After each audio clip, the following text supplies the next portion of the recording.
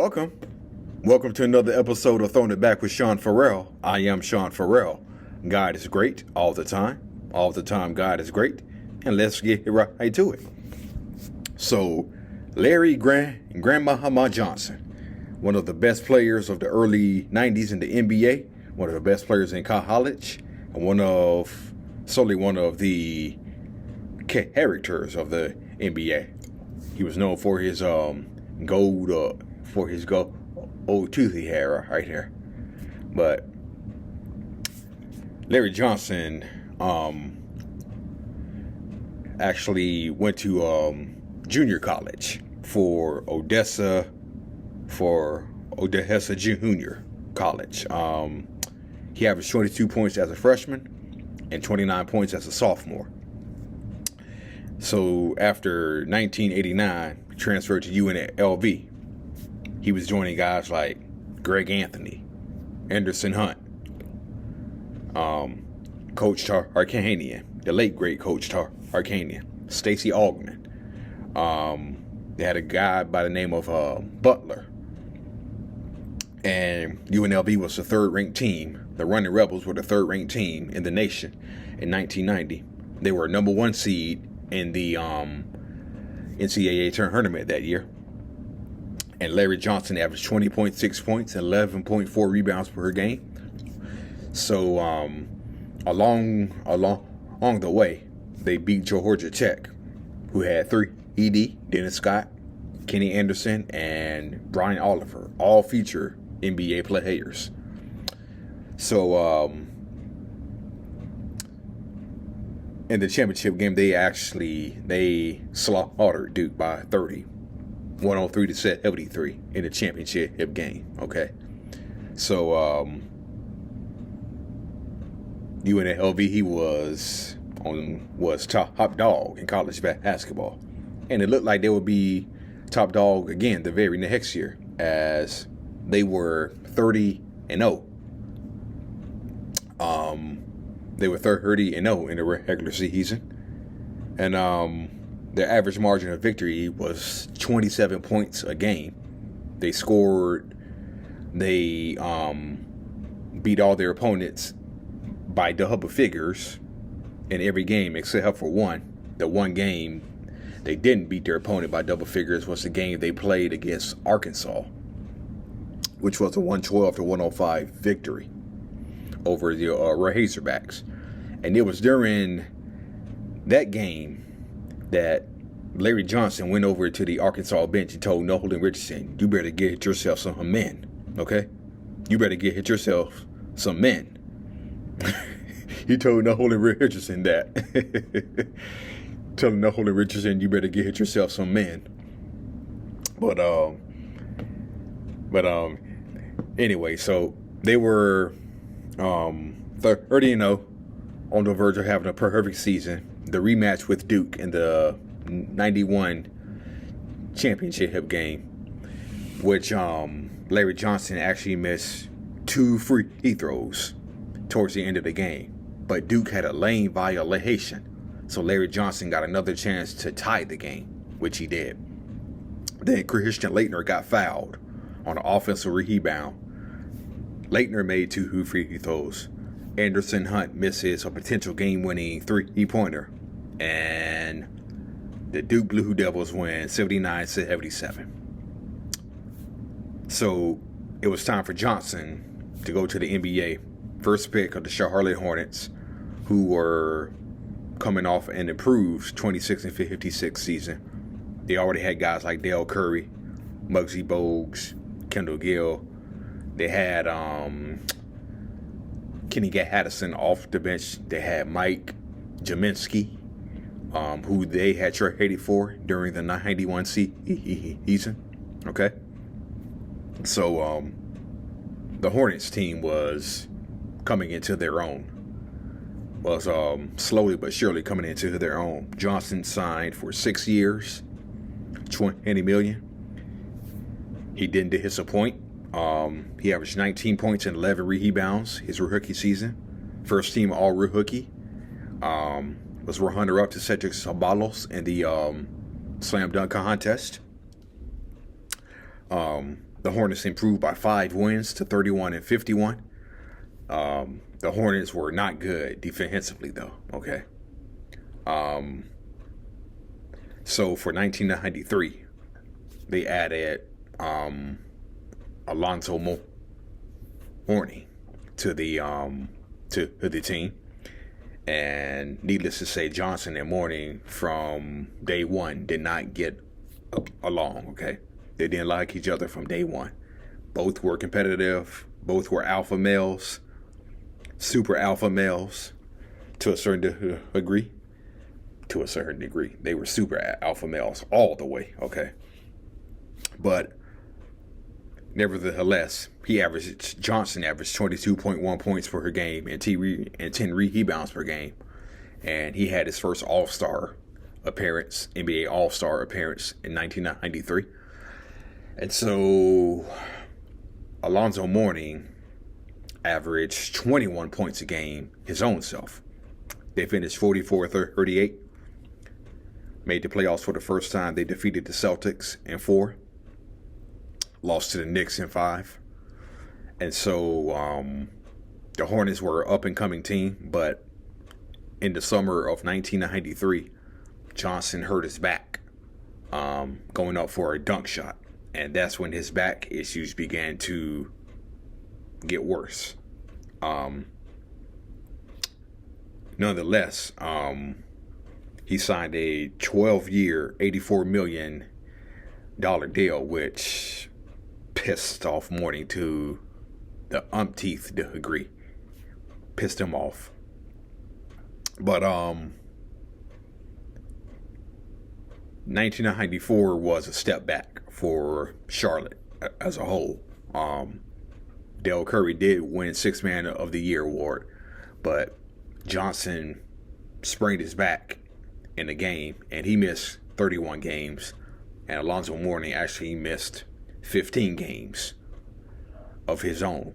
So the Hornets were 9-22 without Larry Johnson in the lineup. And Larry Johnson went so far as to call Alonzo Mourning dumb and selfish. Okay. He called Alonzo Mourning dumb and selfish. Okay. But they were teammates, so both of them just had to put up with each other.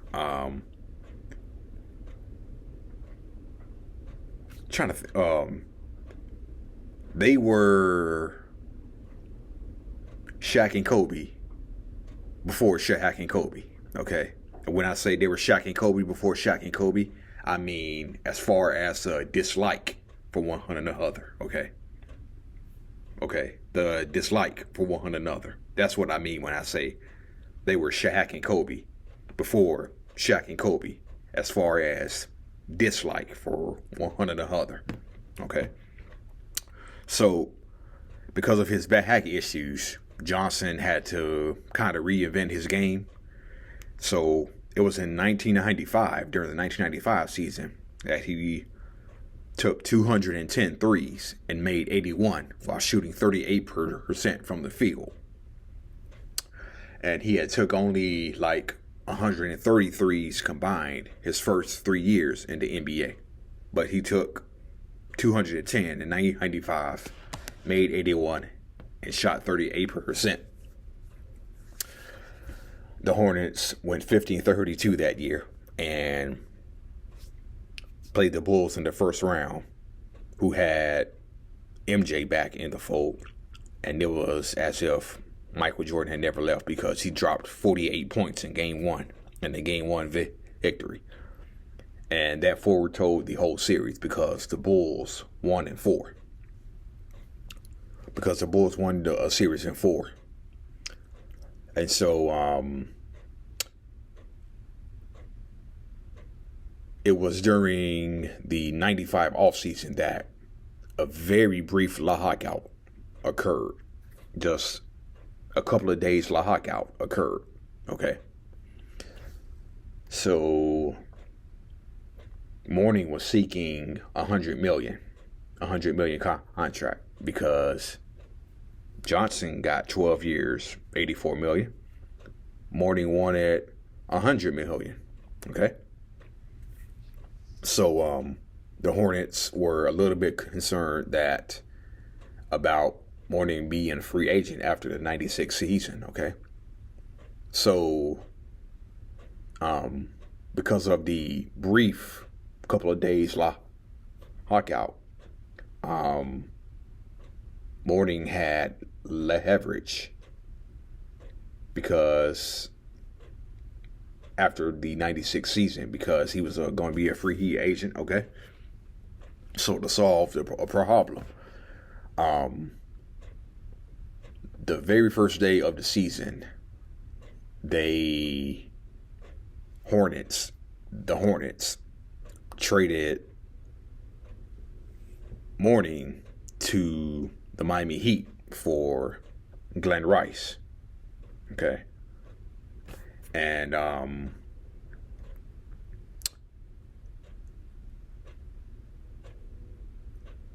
Larry Johnson and Glenn Rice were the two focal points of the 96 season because Muggsy Bogues got injured and played only 6 games that year. Okay. So with Mourning gone, they were, I believe, Robert Parish was playing center that year for the Hornets that year. Robert Parish was the starting center for the Hornets that year for 95-96. But it was just mainly Glenn Rice and Larry Johnson were the two scorers. But there was a lot of instability on the roster. And they finished 41-41 that year. And after the season, Johnson had got tired of the Hornets. And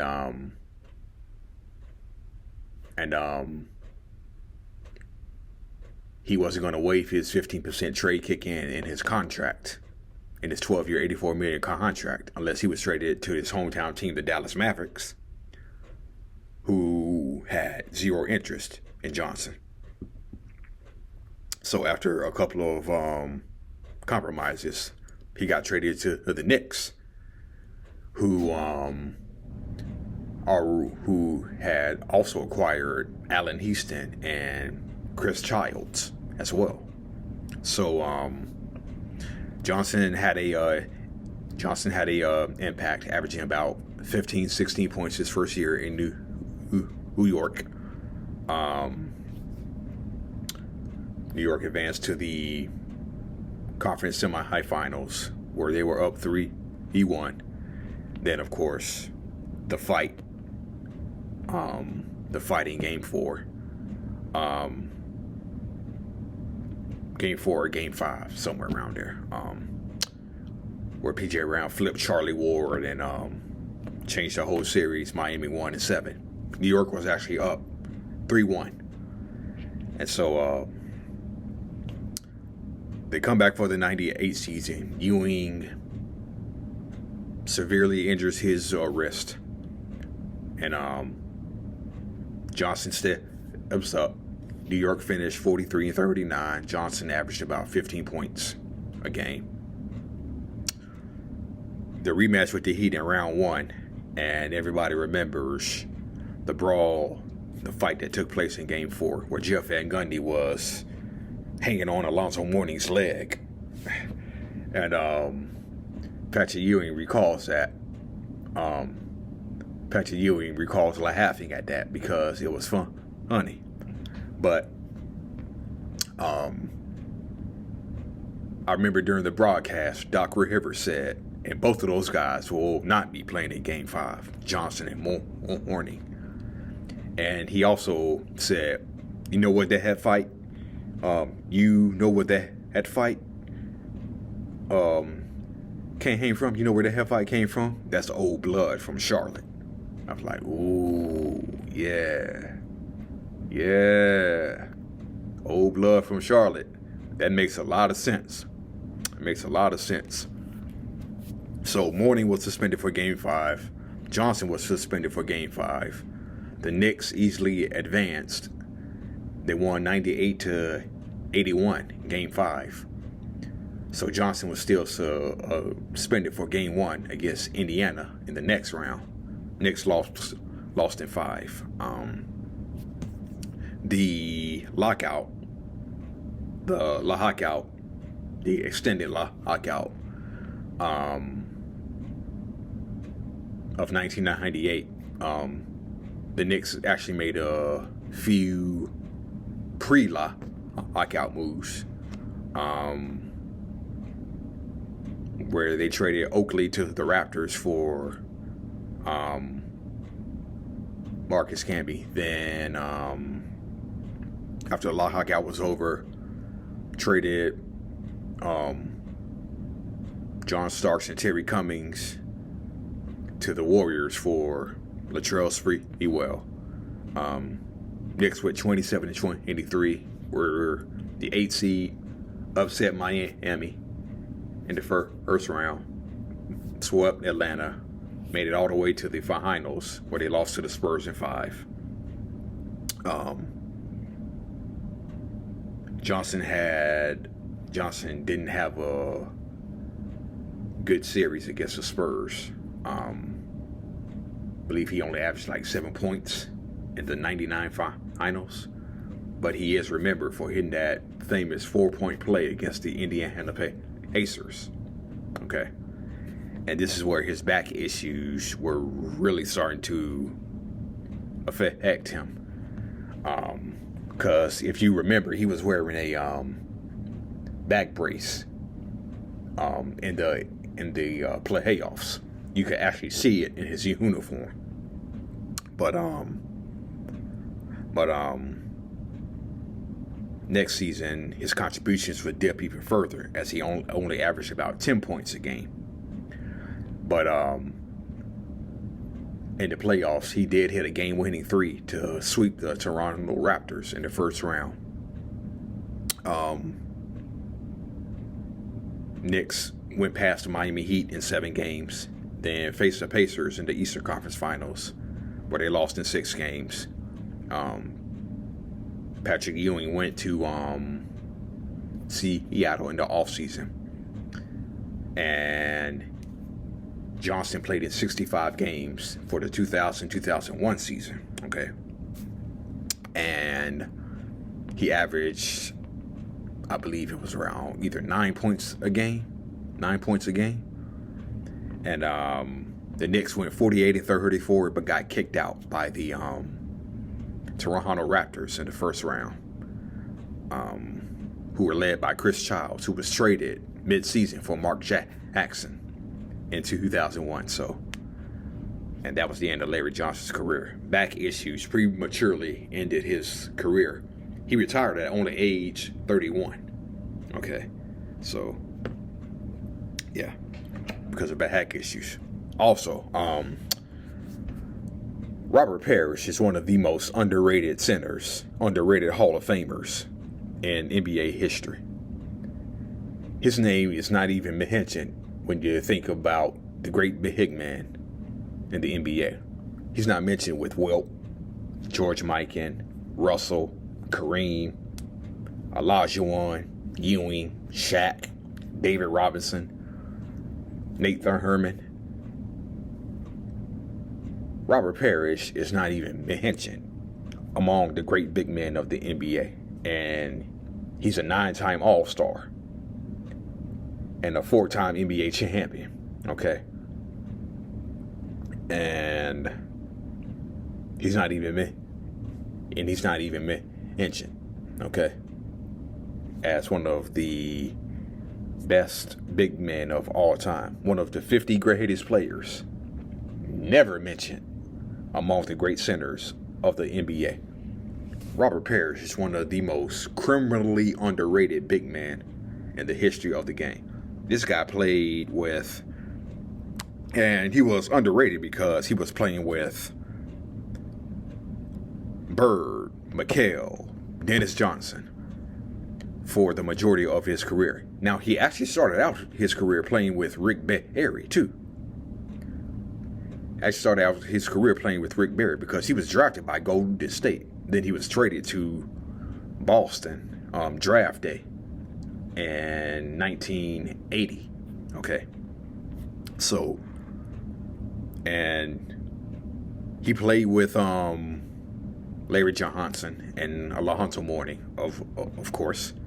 Then he ended his career playing with Jordan, Pippen, Rodman in 1997. Okay. So, Robert Parish is just criminally underrated. Okay. Again, 9-time All-Star. One of the 50 greatest players of all time. 4-time NBA champion. And yet he's not up there with, rarely mentioned among Mike and Kareem, Wilt, Shaq, David Robinson, Olajuwon Ewing. Rarely mentioned, okay? But, yeah, Robert Parish is criminally underrated as a great center in the NBA. All right. That's it for Throwing It Back with Sean Farrell. Have a blessed day. And I will see you all soon. Peace out. God bless.